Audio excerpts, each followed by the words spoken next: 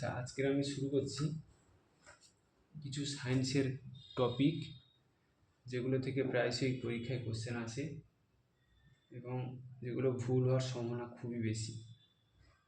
সেই ধরনের কিছু টপিক নিয়ে, ছোট ছোট টপিক নিয়ে এসেছি, যেটা তোমাদের খুবই উপকারে লাগবে, আমি সেটা জানি।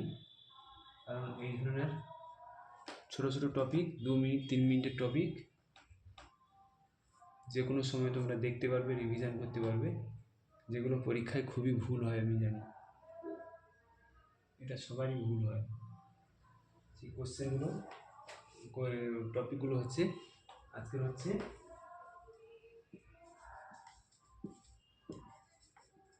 বায়ুমণ্ডলের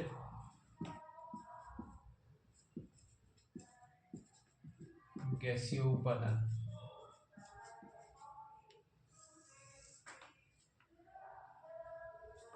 আচ্ছা, বায়ুমণ্ডলের গ্যাসীয় উপাদান এর কম্পোজিশনটা কীভাবে হয়, সেটা হচ্ছে বায়ুমণ্ডলের গ্যাসীয় উপাদান কী কী থাকে: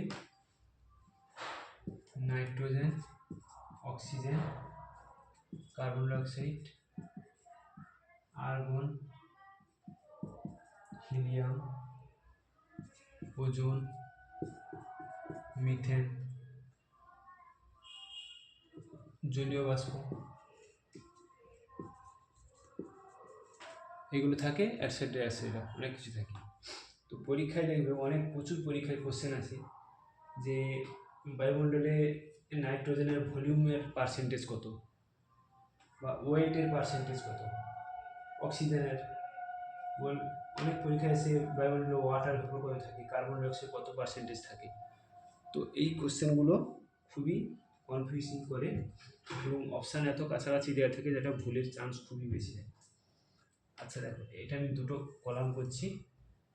একটা হচ্ছে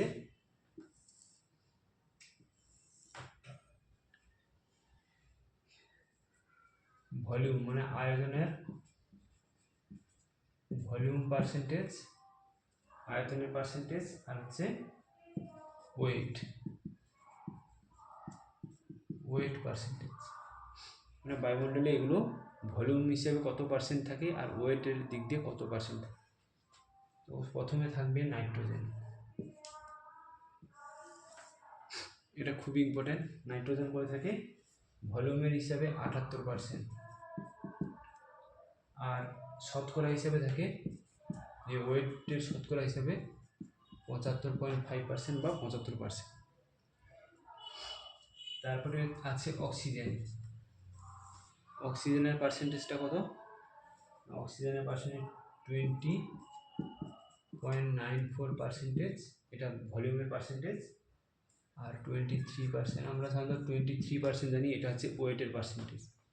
এটা তো খুবই ইম্পর্টেন্ট, খুব অনেক পরীক্ষা এসছে এবং আসবে।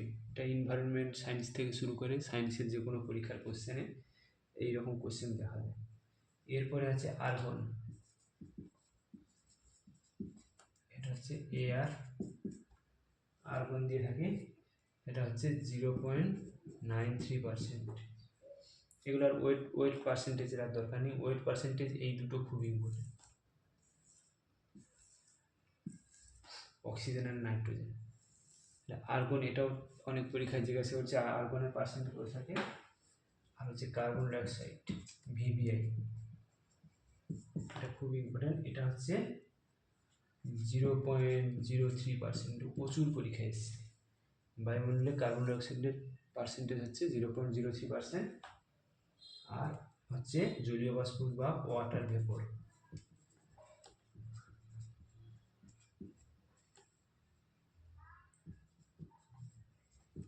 জলীয় বাষ্প, এটা করে থাকে 0.02%। এটা WBCS থেকেও শুরু করে অনেক পরীক্ষায় এই কোশ্চেনটাও এসেছে।